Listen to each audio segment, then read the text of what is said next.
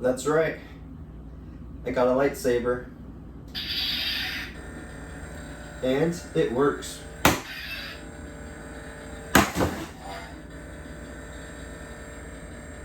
Wow.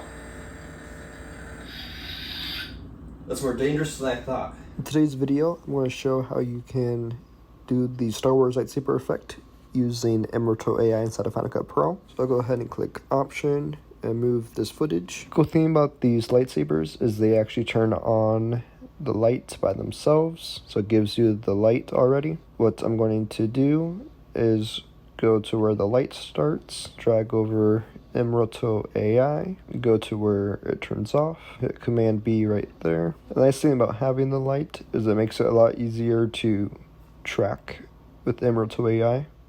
So just draw a line, go ahead and click on next, and it says 363 frames, so it looks like it's going to take a while. It's cool, you can see the motion blur and how it still catches it with the motion blur. It'll be interesting to see how it does when I hit the boxes up here. It looks like I'll probably need to go and fix the track a little bit later during that part. And you can see the line went down here. If you're doing this for like a movie, you would want to hit stop and then cut out that part again and then hit track forward just to not have it. But for the tutorial, I'll go ahead and just keep it going. So now you can just do a quick run through and make sure that it tracked correctly. So I want to go ahead and add the line back for this part. It's only for a couple of frames. You can now go ahead and click masked video. If you remove the bottom part, you should just basically see the lightsaber to know that it worked. So the effect that I want to try to use here is actually from Final Cut Pro, and this is saber effect. So place it onto here, and now it actually brings a really cool lightsaber effect.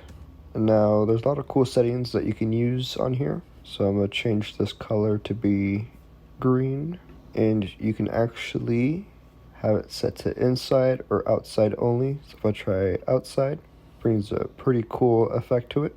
You can also move this around, so you could basically just move it even higher, so you have the handlebar just up a little bit more. The part where you turn off the lightsaber, you can actually go grab a mask. I'm gonna go ahead and click Option G to group this video. Click on the mask. Just draw a quick mask around the top of the lightsaber. Click on Invert Mask. And you can just now click on Control Points, Transforms, click on the scale, position, rotation, all that stuff. Go over all the frames, and then just animate this to go down. So now when you play it back, you have it animating out, and then you just want to do the same thing for the intro. That's it for this video. Please consider commenting, liking, and subscribing as it helps this channel to grow, and thank you so much for watching.